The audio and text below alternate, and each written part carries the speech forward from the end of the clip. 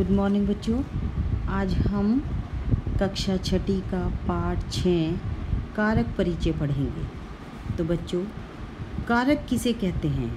जो शब्द क्रिया शब्दों के साथ संबंध जोड़ते हैं, अर्थात क्रिया के साथ जिसका सीधा संबंध है, उन्हें कारक कहते हैं। संस्कृत में शब्दों के साथ लगने वाले चिन्ह कारक चिन्ह कहे जाते हैं। संस्कृत में कारक चिन्हों के आधार पर विभक्ति रूप बनते हैं। संस्कृत भाषा में कारक तथा विभक्तियाँ इस प्रकार हैं: कर्ता कारक, विभक्ति और चिन्ह। कर्ता प्रथमा विभक्ति और इसका चिन्ह है ने। कर्म कारक द्वितीय विभक्ति, चिन्ह है को।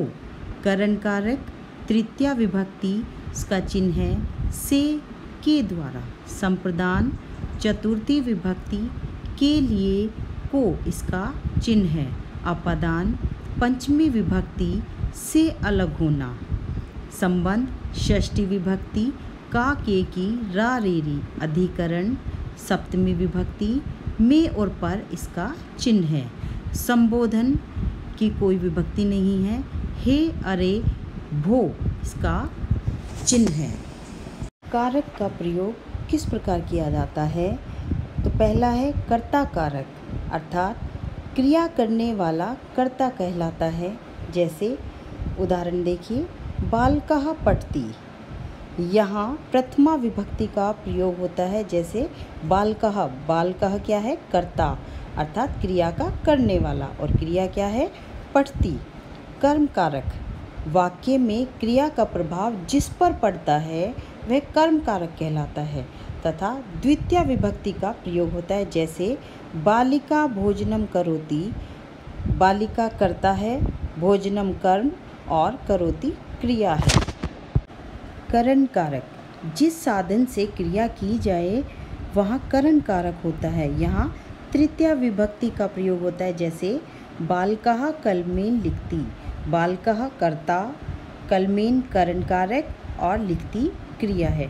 यहाँ कलमेन कलम से साधन है, इसलिए यहाँ पर तृतीय विभक्ति का प्रयोग किया गया है। संप्रदान कारक जिसके लिए क्रिया की जाए वहाँ संप्रदान कारक होता है।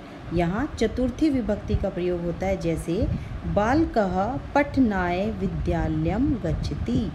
अर्थात बालकः, बालक क्या है? कर्ता, पठनाय संप्रदान कारक और विद्यालयम कर्म कारक, गच्छति क्रिया है। अपादान कारक जहाँ से अलग होने का भाव हो वहाँ अपादान कारक होता है। जैसे वृक्षात् फलम पतति।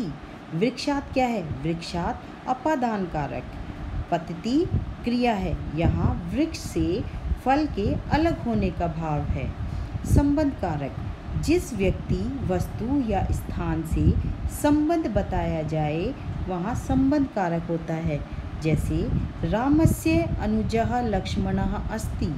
रामस्य संबंध कारक। अधिकरण कारक जिस स्थान पर क्रिया हो वहाँ अधिकरण कारक होता है। जैसे वृक्षे खगा वसन्ति। अर्थात वृक्षे क्या है? अधिकरण कारक है।